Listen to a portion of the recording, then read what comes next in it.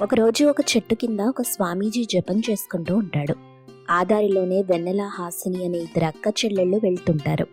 వాళ్ళిద్దరూ కూడా స్వామీజీని చూస్తారు. అక్క, పగటి వేషగాళ్ళంటే నేనేదో అనుకున్నాను గాని ఇతన్ని చూస్తుంటే ఇప్పుడు నాకు భలే సరదాగా అనిపిస్తుంది. వీధి నాటకాలు కూడా వేస్తారనుకుంటా. తప్పు హాసిని, అలా అనకూడదు. అతన్ని చూస్తే స్వామీజీలాగా ఉన్నారు. మనం తెలిసి తెలియక మాట్లాడకూడదు. చెంపలు వేసుకో, కళ్ళు పోతాయి. నువ్వన్నట్టయిన స్వామీజీ అయితే ఆయన దగ్గర చాలా మాయలుంటాయి. ఆ మాయతో మనకు ఉపయోగపడేదేదైనా చెయ్యమని అడుగుదాం పదా. ఆ మాటలకి వెన్నెల వద్దని చెప్పింది. అయినప్పటికీ హాసిని అస్సలు వినదు. స్వామీజీ దగ్గరికి వెళ్ళి అతన్ని కదిలిస్తుంది. స్వామి, స్వామి, ఒకసారి నా మాట విను స్వామి. మాకేదైనా సాయం చెయ్యవా స్వామి? నా మాట వినిపిస్తుందా అంటూ అతన్ని కదిలిస్తుంది. చాలాసేపటికి స్వామి కోపంగా ఆమెని కసిరిస్తూ, మూర్ఖురాలా, నీకు కొంచెం కూడా తెలివిలేదా? ఒక స్వామీజీ ధ్యానంలో ఉన్నప్పుడు అతని ధ్యానాన్ని భంగం చేశావు. దీనికి నేను నీకు శిక్ష విధిస్తాను. స్వామి, ఎలాంటి శిక్ష అయినా విధించండి, కానీ అక్కడంతా బాగుండేలాగా చూడండి. ఇంతలో వెన్నెల అక్కడికి వచ్చి స్వామీజీతో చాలా వినయంగా, స్వామి, తను నా చెల్లెలు. ఆమె మీద మీరు కోపం చూపించకండి. తను చాలా మంచమ్మాయి. కొంచెం అల్లరి చేస్తుందంతే. దయచేసి ఆమెకు ఎలాంటి శిక్ష విధించకండి. మీరు శిక్ష వెయ్యాలనుకుంటే నాకు వెయ్యండి. స్వామీజీ ఆమె యొక్క మాటలు విని ఆశ్చర్యపోతాడు. ఆమెకున్న వినయం, చెల్లెలి పట్ల ప్రేమ చూసి ఆశ్చర్యంగా, నీ పేరేమిటి తల్లి? నా పేరు వెన్నెల స్వామి. ఆహా, ఎంత చక్కని పేరో! వెన్నెల వలె నీ హృదయం కూడా చల్లగా ఉంది. నువ్వు ఎప్పుడూ ప్రకాశవంతంగా వెలుగుదువు. నీకు గొప్ప వరాన్ని ఇస్తున్నాను. దేన్నైనా నువ్వు తలుచుకుంటే బంగారం చేయగలవు. స్వామీజీ వరానికి వెన్నెల భయపడిపోయింది. స్వామి, ఇంత గొప్ప వరం నాకొద్దు. దయచేసి ఆ వరాన్ని మీరు తిరిగి తీసుకోండి. నేను తప్పుగా ఉపయోగిస్తే చాలా నష్టం వస్తుంది. దయచేసి తీసేసుకోండి. అది తప్పుడు మార్గంలో గనక వెళితే ఆ వరం అక్కడ పని చెయ్యదు. నువ్వేం కంగారు పడకు. నీకంతా మంచి జరుగుతుంది. ఏంటి స్వామి, వరాలు మొత్తం మా అక్కకే ఇస్తున్నారు? నాకు మాత్రం ఒక్క వరం కూడా ఇవ్వటం లేదు. నాకు వరాన్ని ప్రసాదించండి స్వామి. నేను కూడా పట్టిందల్లా బంగారం అవ్వాలని వరం ఇవ్వండి. మనసును బట్టి అక్కడ విలువ వస్తుంది. మీ అక్కకిచ్చిన వరం నీకు అందిస్తున్నాను అని ఇద్దరికీ వరాన్నిస్తాడు. వాళ్ళిద్దరూ కూడా చాలా సంతోషంగా స్కూల్కి వెళ్తారు. క్లాస్ రూమ్కి వెళ్ళిన తరువాత అక్కడున్న వాళ్ళందరికీ వాళ్ళు వరాల గురించి చెప్తారు. కానీ ఎవరూ దాన్ని నమ్మరు. అక్కడే ఉన్న మానస అనే అమ్మాయి, మీకు నిజంగా స్వామీజీ వరమిస్తే ఈ క్లాస్ రూమ్ మొత్తాన్ని బంగారంలాగా మార్చు. అసలే పాపం, ఉచిత విద్య, వైద్యం పేరుతో ప్రిన్సిపల్ గారు చాలా నష్టపోయారు. ఈ రూమ్లో ఉన్న బంగారం అంతా అమ్మి కొంత డబ్బు చేసుకుంటాడేమో. మానస చెప్పింది నిజమే అన్నట్టుగా ఆలోచనలో పడింది. మానస, నువ్వు చెప్పింది చాలా అద్భుతంగా ఉంది. ఎందుకంటే ప్రిన్సిపల్ సార్కి ఇది ఖచ్చితంగా ఉపయోగపడుతుంది. ఆయన గత కొన్ని సంవత్సరాల నుండి ఎంతో మందికి ఉచితంగా చదువు చెప్పిస్తున్నారు. ఇక్కడున్న వాళ్ళంతా కూడా చాలా మంది డబ్బున్న వాళ్లే ఉన్నారు, మాతో సహా. కానీ వాళ్ళెవరూ కూడా డబ్బు కట్టరు. మేం కూడా కట్టడం లేదు. ప్రిన్సిపల్ సార్ చాలా అప్పుల్లో ఉన్నారని నాకు ఈ మధ్య తెలిసింది. ఖచ్చితంగా ఈ వరం ఆయనకు ఉపయోగపడుతుంది. కాబట్టి నువ్వు కోరుకున్నట్టే చేస్తాను అని చెప్పి తను కోరుకున్నట్టుగానే ఆ గది మొత్తాన్ని బంగారుమయంగా మారుస్తుంది. దాన్ని చూసి వాళ్ళు ఆశ్చర్యపోతారు. చాలా అద్భుతమైన వరం. నిజంగా స్వామీజీ చాలా గొప్పవాడు. గొప్ప వరం ఇచ్చాడు. అలాంటి గొప్ప వరమే నాకు కూడా స్వామీజీ అందించారు. మరొక గదిని వజ్రాలమయంగా మారుస్తాను. ఎందుకంటే స్వామీజీ నాకు ఇచ్చిన వరం ఏంటంటే నా మనసుని బట్టి అక్కడ మార్పు వస్తుంది అన్నాడు. మా అక్క మనసు బంగారం అయితే నా మనసు వజ్రం లాంటిది. ఇప్పుడు నేను గది మొత్తాన్ని వజ్రంలాగా మారుస్తాను అంటూ వాళ్ళందరినీ కూడా మరో గదికి తీసుకెళ్తుంది. అక్కడ గది మొత్తాన్ని వజ్రంగా మారమని ఆదేశిస్తుంది. విచిత్రంగా వజ్రానికి బదులు వెండి గదిగా మారుతుంది. దాన్నంతా చూసి వాళ్ళు నవ్వుకుంటారు. ఓసే హాసిని, నీ మనసు బంగారం కాదు వజ్రమన్నో, కానీ ఇక్కడ చూస్తే వెండి అయింది. ఇప్పుడన్నా అర్థమైందా ఇక్కడున్న వాళ్ళందరూ నీకంటే ఎక్కువగా మీ అక్కతో ఎందుకు స్నేహం చేస్తారో? ఎప్పటికైనా నీ బుద్ధి మార్చుకోవాలి. డబ్బుంది కదా అని పొగరు చూపించకు. అందరితో కలిసిమెలిసి ఉండటం నేర్చుకో. అని మానస పెద్దగా అరవడంతో చాలా కోపంగా అక్కడి నుండి వెళ్ళిపోతుంది హాసిని. ఆమె సరాసరి కోపంగా స్వామీజీ దగ్గరికి వెళ్ళింది. స్వామీజీ భోంచేస్తుంటాడు. ఓ స్వామి, ఆ భోజనం కాసేపు పక్కన పెట్టు. కావాలంటే నేను మీకు మరొక భోజనం తీసుకొచ్చిస్తాను. నేను అడిగే ప్రశ్నలకి తొందరగా సమాధానం చెప్పు. తర్వాత భోజనం చెయ్యి. కాదు కూడదంటే మాత్రం అస్సలు బాగోదు. స్వామీజీ తన భోజనం కూడా పక్కన పెట్టి తన సమస్యను తీర్చాలనుకుంటాడు. ఇంతలోనే హాసిని ఆ భోజనాన్ని పక్కకు పెడుతుంది. హాసిని చేసిన పనికి స్వామీజీకి కోపం వస్తుంది. అయినప్పటికీ కోపాన్ని చూపించకుండా, ఏమిటి తల్లి నీ బాధ, ఏమిటో చెప్పు. నా మనస్సు తీరును బట్టి నాకు వరం లభిస్తుందని చెప్పారు. మా అక్క కోరుకోగానే గది మొత్తం బంగారంగా మారింది. నేను కోరుకున్న వెంటనే వజ్రం రూపంలోకి మారుతుందనుకుంటే అది వెండి రూపంలోకి మారింది. నా స్నేహితులందరూ నన్ను చూసి పెద్దగా నవ్వుతున్నారు. నాకెంత అవమానం కలిగిందో తెలుసా? నువ్వు కోరుకుంటే వెండి గది వచ్చిందంటే నీ మనస్సు నేను అనుకున్నంతగా అయితే లేదు. నేనైతే ఇనుము వస్తుందేమో అనుకున్నాను. అవ్వలేదు. నీ మనస్సు వెండి లాంటిదన్నమాట. ఎందుకలా మాట్లాడుతున్నారు? నాకు చాలా బాధగా ఉంది. నేను మంచిదాన్ని కాదా? నా మనసు మంచిది కాదా? నీలో ఉన్న లోపాలని నేను సరిచేయడానికి మాత్రమే ప్రయత్నిస్తాను. నువ్విందాక ఇక్కడికి వచ్చినప్పుడు నా భోజనాన్ని పక్కన పెట్టమన్నావు. నేను మంచి భోజనం నీకోసం తీసుకొస్తానన్నావు. ఇది మంచి వ్యక్తులు చేసే పని కాదు. భోజనం చేసే వాళ్ళని పూర్తిగా భోజనం చెయ్యనివ్వాలి. అతని దగ్గర భోజనాన్ని తొలగించకూడదు. నువ్వలా చేయడం వల్ల నీకు డబ్బు పొగరుందని అందరూ భావిస్తారు. ఇదే స్థానంలో మీ అక్కుంటే తను ఇంకొకలాగా ప్రవర్తించేది. అయినా తన మనసు మంచిది కాబట్టి కోరుకున్నది బంగారం అయ్యింది. అదేం కాదు. మీరు బంగారమే కావాలని వరంగా ఇచ్చారు కాబట్టి అలా జరిగింది. లేదంటే ఏం జరిగేదో. ఇప్పటికీ కూడా నీ ఆలోచన సరిగా లేదు. నీకు స్వార్థం ఉంది. డబ్బుందన్న పొగరు కొంచెం ఉంది. నీకంటే తక్కువ స్థాయి వాళ్ళని చిన్న చూపు చూడకుండా ఉంటే నీ మనసు కూడా బంగారుమయమవుతుంది. నీలో ఉన్న లోపాలేంటో నీకు అర్థమైందా? సరే, నాకు అర్థమైంది స్వామి. నాలోని లోపాలని నేను సరిచేసుకోవడానికి ప్రయత్నిస్తాను. వెళ్ళొస్తాను అని చెప్పి అక్కడి నుండి వెళ్ళిపోతుంది. తను సరాసరి స్కూల్కి వెళ్లే సమయానికి పగలగొడుతూ ఉంటారు. అలా పగలగొడుతూ ఉంటే అక్కడ బంగారం, వెండి చాలా వస్తూ ఉంటుంది. దాన్ని చూసిన ప్రిన్సిపల్ ఎంతగానో సంతోషిస్తూ, అమ్మా, ఆ స్వామీజీ గొప్ప వరం ఇచ్చాడు. మీ జీవితాలను, నా జీవితాలను మార్చివేసింది ఆ వరం. ఆయనకు నేను కృతజ్ఞతలు చెప్పుకుంటున్నానని చెప్పు. తప్పకుండా చెప్తాను ప్రిన్సిపల్ గారు. ఖచ్చితంగా దీన్ని మీరు మంచి పనులకు ఉపయోగిస్తారని నమ్ముతున్నాను. ఖచ్చితంగా అలాగే చేస్తాను అంటూ చెప్పాడు. ఇక అక్కడ ఉన్న అన్ని క్లాస్ రూమ్లని బంగారు గదులుగా మారుస్తూ ఉంటుంది వెన్నెల. మరికొన్ని గదులను హాసిని వెండిగా మారుస్తూ ఉంటుంది. అలా రోజులు గడుస్తున్నాయి.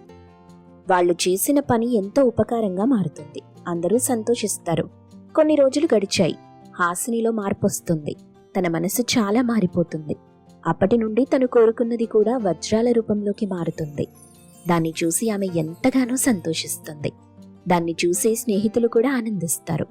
స్వామీజీ ఇచ్చిన వరం వల్ల వాళ్ళు ఎంతో మందికి సాయం చేస్తూ ముందుకు సాగిపోతూ ఉంటారు. మాధవపురం అనే అందమైన పచ్చని పల్లెటూళ్ళలో సోమయ్య అనే వ్యక్తి ఉండేవాడు. అతను కొబ్బరికాయలతో చమురు తీసి చుట్టుపక్కల ఊళ్ళలో తిరుగుతూ అమ్ముతూ ఉండేవాడు. చమురమ్మా, చమురు, కొబ్బరి చమురమ్మా, రావాలమ్మా, రావాలి అని గొంతు చినిగిపోయేలా అరుస్తూ అమ్ముతూ ఉండేవాడు.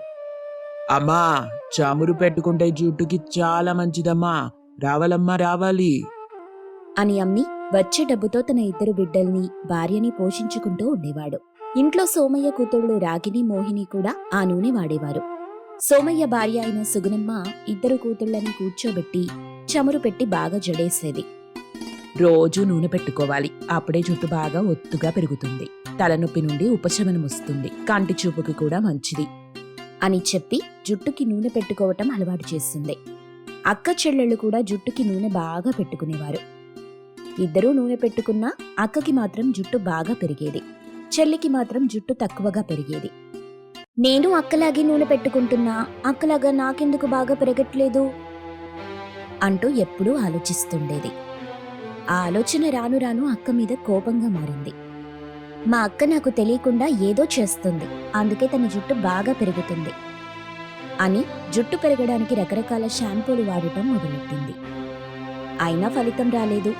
రకరకాల పుస్తకాలు చదవటం మొదలెట్టింది. అయినా అక్క కంటే చెల్లికి జుట్టు బాగా పెరగలేదు. స్కూల్లో కూడా అక్క చెల్లెళ్ళు కూర్చొనుంటే స్నేహితులు కూడా అక్కని పొగుడుతూ ఉండేవారు. రాగిణి జుట్టు భలే ఉంటుందే, రాగిణి జడ పాములాగా భలే ఉందే అని పొగుడుతూ ఉండేవారు. దాంతో చెల్లికి ఈర్ష్య పెరిగిపోతూ ఉంది. ఎంతో కోపంతో కసిగా జుట్టు కోసం చదువుతూ ఉండగా మోహినికి ఒక వాక్యం కనిపించింది. భైరవకోన ఉత్తర దిక్కున ఉండే బంగారు ఆకుల రసంతో కేశాలు బాగా పెరుగుతాయి అని చదవగానే మోహినికి చాలా సంతోషమేసింది. భైరవకోన దగ్గరే కదా, అక్కడికెళ్తే ఆకులు దొరుకుతాయి. అప్పుడు మా అక్క కంటే నాకే జుట్టు బాగా పెరుగుతుంది అనుకుని మోహిని ఉదయాన్నే నిద్రలేచి అడవికి బయలుదేరింది. అక్కడ నడుచుకుంటూ భైరవకోన దగ్గరికి వెళ్లి వెతకటం మొదలెట్టింది. కొద్దిసేపు వెతకగానే బంగారు రంగు ఆకులు కనిపించాయి. ఏయ్, నా పంట పండింది, బంగారు ఆకులు ఇవే అనుకొని ఆత్రంగా బంగారు రంగుల ఆకులు తీసుకుంది. అలా తీసుకుంటూ ఉండగా తనకి తెలియకుండానే ఒక రాయిని తగిలింది. ఆ రాయి వెంటనే ఒక దేవకన్యగా రూపుదిద్దుకుంది. బాలా అనగానే దేవకన్య వైపు మోహిని చూసింది. ఆ రూపం చూడగానే మోహిని భయపడి అలాగే ఉండిపోయింది. ఒక్క క్షణం తన కళ్ళు తనే నమ్మలేకపోయింది. ఎవరు నువ్వు అమ్మా అని ఏడవటం మొదలెట్టింది. దేవకన్య చిన్నగా నవ్వి, భయపడకు బేలా, నేను భూతాన్ని దయ్యాన్ని కాదు, దేవకన్యని. ఒక ముని శాపం వల్ల ఇలా అయ్యాను. కన్నెపిల్ల పాదధూళి వల్ల నాకు శాప విమోచనం జరుగుతుందని చెప్పారు. నీ వల్ల నాకు విముక్తి కలిగింది అంటూ ఎంతో ప్రశాంతంగా హుందాగా చెప్పింది. ఆ మాటలు అర్థం కాగానే మోహినికి కొంచెం ఆనందమేసింది. నీ వల్ల నాకు ఏ ప్రమాదం లేదు కదా అనగానే దేవకన్య నవ్వింది. భయపడకు, నేను దేవలోకంలోకి వెళ్తాను. కానీ అంతకంటే ముందు నీకొక వరం ఇద్దామనుకుంటున్నాను అని చెప్పగానే 100 కొవ్వొత్తుల వెలుగు మోహిని ముఖంలో కనిపించింది. నీకిష్టమైన వరం కోరుకో, ఖచ్చితంగా తీరుస్తాను అంది. మోహిని కొంచెం తేరుకొని, ధన్యవాదాలు, ఒక్క నిమిషం ఆలోచించుకుంటాను తప్పకుండా ఆలోచించుకో అంటూ మోహిని వైపు చిరునవ్వుతో చూసింది దేవకన్య. మోహిని అటూ ఇటూ తిరుగుతూ కాసేపు ఆలోచించి ఒక నిర్ణయం తీసుకుంది. దేవకన్య, నాకు పొడుగు జుట్టంటే చాలా ఇష్టం. చాలా మంచిది, అందుకే కదా స్వర్ణపత్రాలు తీసుకువెళ్తున్నావు. ఆ పత్రాల కషాయం తీసుకుంటే నీ జుట్టు బాగా పెరుగుతుంది. దాంతోపాటు మా అక్క జుట్టు మొత్తం ఊడిపోయేలా వరమివ్వు తల్లి అనగానే దేవకన్య ఆశ్చర్యపోయింది. నాకు ఆ వరం తప్ప ఇంకే వరమూ వద్దు అని అమాయకంగా చెప్పింది. నీ గురించి ఏదో ఒకటి అడుగుతావనుకున్నాను. వేరే వాళ్ల గురించి ఎందుకు అడుగుతున్నావు? చిన్నప్పటి నుండి ఎవ్వరూ నన్ను పొగిడరు. అందరూ మా అక్క జుట్టు గురించే పొగుడుతారు. అవి చాలా చిన్న విషయాలు. దానివల్ల నీ పసి హృదయంలో ఈర్ష్యాద్వేషాలు పెంచుకోకూడదు. అదంతా నాకు తెలీదు, మా అక్క జుట్టంతా ఊడిపోవాలంతే అంటూ మొండి పట్టుదల పట్టుకుంది. దాంతో దేవకన్య ఏం చెయ్యలేక వరమివ్వాలని నిర్ణయించుకుంది. సరే, కేశఖండన హయం త్రయంబకం కేశాసురం అని మంత్రాలు చదవగానే తన చేతిలో కొన్ని ఆకులు ప్రత్యక్షమయ్యాయి. ఈ ఆకులు నూరి కషాయాన్ని నీ అక్క పెట్టుకుని నూనెలో కలుపు, కేశాలు మొత్తం ఊడిపోతాయి అని చెప్పి దేవకన్య అదృశ్యమైంది. వెంటనే మోహిని కుడి చేతిలో కేశాలు పెరగడానికి, ఎడమ చేతిలో కేశాలు పెరగకుండా ఉండడానికి ఆకులు పట్టుకుని బయలుదేరింది. రెండు కూడా బంగారు రంగులో మెరిసిపోతున్నాయి. కుడి చేతిలో కేశాలు పెరగడానికి, ఎడమ చేతిలో కేశాలు ఊడిపోవడానికి అని మనసులో అనుకుంటూ వచ్చింది. ఇంటికొచ్చాక అనుకున్నది మర్చిపోయి కుడి చేతిలో ఉన్నది రాగిని వాడే నూనెలో కలిపింది. ఎడమ చేతిలో ఉండే ఆకులు తను వాడటం మొదలెట్టింది. ఆహా, కొన్ని రోజుల తర్వాత నా జుట్టు బాగా పెరుగుతుంది అని ఊహల్లో తేలుతూ ఆనందంగా ఉంది.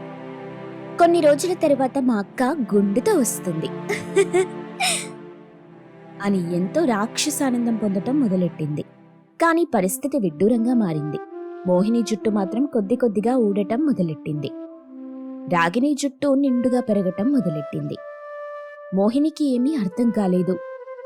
ఇదేంటి నా జుట్టు ఊడిపోతుంది అని కంగారు పడటం మొదలెట్టింది. కానీ మోహినికి మాత్రం అసలు విషయం అర్థం కాలేదు. రాగిని జుట్టు కాళ్ల దాకా పెరిగిపోయింది. మళ్ళీ శర మామూలే. అందరూ రాగిని గురించి మాట్లాడడం మొదలెట్టారు. అబ్బా, రాగిని జుట్టు ఎంత బాగుందో అని పొగడ్తల వర్షం మొదలైంది. ఒక పక్క అక్కకి జుట్టు పెరిగిపోతుంది, ఇంకో పక్క చెల్లికి గుండు మొదలైంది. అయ్యో, నా జుట్టంతా ఊడిపోయింది, గుండొచ్చేసింది, నా ముఖం ఎలా చూపించుకోవాలందరికీ అని ఏడుస్తూ కూర్చుంది. తల్లైన సుగుణ మోహిని దగ్గరికి వెళ్ళింది. ఏంటమ్మా ఇలా ఉన్నావు? రామ్మా, బయటికి రా అని బుజ్జగిస్తూ చెప్పింది. నేను రాను, అందరూ నన్ను చూసి ఎగతాళి చేస్తారు, గుండు మోహిని అని ఏడిపిస్తారు అని ఏడుస్తుంది. వెంట్రుకలు ఊడిపోవడం అనేది సర్వసాధారణ విషయం. దాని గురించి పట్టించుకోకు తల్లి, ఎలా ఊడిపోయాయో అలాగే వస్తాయి అని సర్ది చెప్పడానికి ప్రయత్నించింది. కాని మోహిని అస్సలు వినలేదు. గది నుండి బయటకి రావడానికి ఒప్పుకోలేదు. దాంతో సుగుణ ఏం చెయ్యలేక అక్కడి నుండి వెళ్ళిపోయింది. తర్వాత రోజు రాగిని పొడవాటి జుట్టుతో మోహిని ఉన్న గదికి వెళ్ళింది. మోహిని, ఏంటిది? బయటికి రా. చేసిందంతా చేసి ఇప్పుడు బయటికి రా అంటున్నావా? నేనేం చేశానే? నువ్వేం చేశావో నీక్కూడా తెలీదా? ఏం మాట్లాడుతున్నావు మోహిని? నాకేమో గుండు, నీకేమో కాళ్లదాకా జుట్టు. నీక్కూడా పెరుగుతుంది మోహిని, నువ్వు ముందు బయటికి రా. ఇంక నాకు జుట్టు పెరగదు అంటూ జరిగిందంతా చెప్పింది. బాధపడకు మోహిని, జరిగిందేదో జరిగిపోయింది, అన్నీ సర్దుకుంటాయిరా. ఇంకెలా సర్దుకుంటాయి? నాకు జుట్టు పెరగదు, నువ్వేదో మాయ చేస్తున్నావు అనగానే రాగిని చిన్నగా నవ్వింది. మోహిని, నేనెలాంటి మాయ చెయ్యలేదు. అబద్ధమాడకు. మోహిని, జుట్టుకి నూనె మాత్రం సరిపోదు. మంచి ఆహారం, మన ఆలోచనలు ఇవన్నీ కూడా జుట్టు పెరుగుదలకి ఉపయోగపడతాయి. అందుకే నా జుట్టు బాగా పెరిగింది. నువ్వు కూడా దుమ్ము ధూళి పడకుండా మంచి ఆహారం తీసుకుంటే నీ జుట్టు కూడా పెరుగుతుంది అని ఉన్న విషయం చెప్పి బయటకు తీసుకొచ్చింది. జుట్టుకి కావలసిన మంచి నూనెతో పాటు ఆహారం గురించి కూడా చెప్పింది. దాంతో మోహిని వ్యతిరేక ఆలోచనలు, ఈర్ష్య ద్వేషాలు లేకుండా బ్రతకటం మొదలెట్టింది.